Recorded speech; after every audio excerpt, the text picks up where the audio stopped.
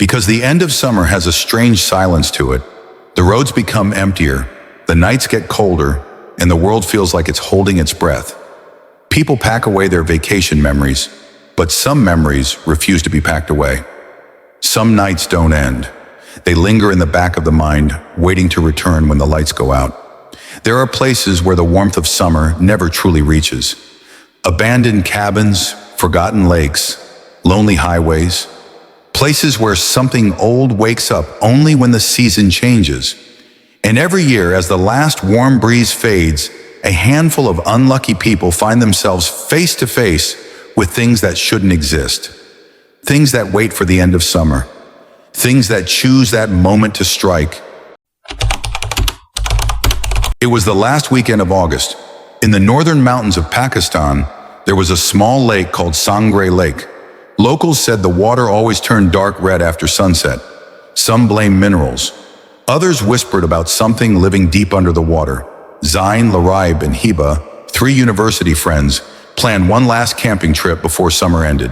Their local guide warned them only one thing: no matter what happens, stay away from the lake after dark. They laughed. It sounded like another local superstition. But the guide's expression wasn't playful.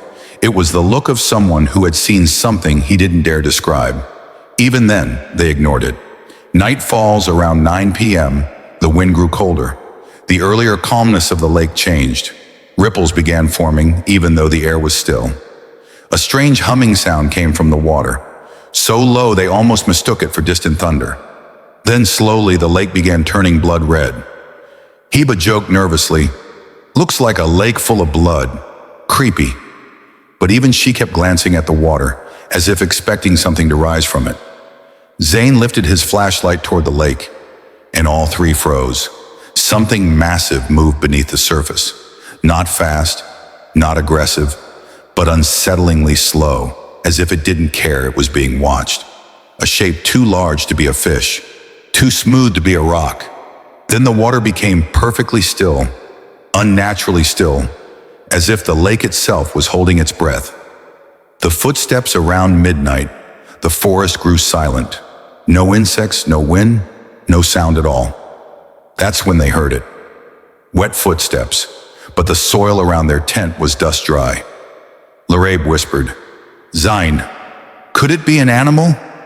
Zain slowly unzipped a corner of the tent, hands trembling, and what they saw stole their breath. A soaking wet man stood outside, motionless. Water streamed from his clothes, yet there was no puddle beneath him. His arms hung unnaturally low, as if the lake had stretched him out before letting him go. The man lifted his head. His eyes glowed bright red, exactly like the lake. They didn't breathe. They didn't think. They just ran. Escape branches slapped against their arms as they sprinted into the forest. But behind them, the thing followed, not walking, not running, sliding, gliding over the ground like a shadow with weight. Hiba cried, "That's not a man. That's something from the water." Zain tried checking his phone for directions, but the screen flickered, then turned a blood-red haze, pulsing like a heartbeat. The mist. They reached a narrow trail between tall needle trees. From nowhere, fog rolled in. Thick, fast, unnatural. The kind of fog that feels alive. Inside the fog, a figure stood. The same stretched man. But this time, there were 3 of them. Each shaped exactly like Zain, Laraib, and Hiba. Their clothes, their stance, even their height. Perfect copies, but wrong. Their bodies slightly elongated, faces too smooth, eyes glowing red. All 3 silhouettes stood perfectly still, their presence colder than the mountain air. Final moment. Zain pointed his flashlight at them, and for a fraction of a second, the entire forest turned blood red. The copies twitched, a sudden, jerky movement like a puppet being yanked. The 3 friends screamed, and everything went black. Next morning, a rescue team found them unconscious at the edge of the forest. Their clothes completely dry, but their skin covered in deep lake algae, the kind only found far below the surface. Yet there was no evidence they entered the water. The guide only said, "Every end of summer, the lake sends back versions of those who visit. You're lucky. It didn't replace you."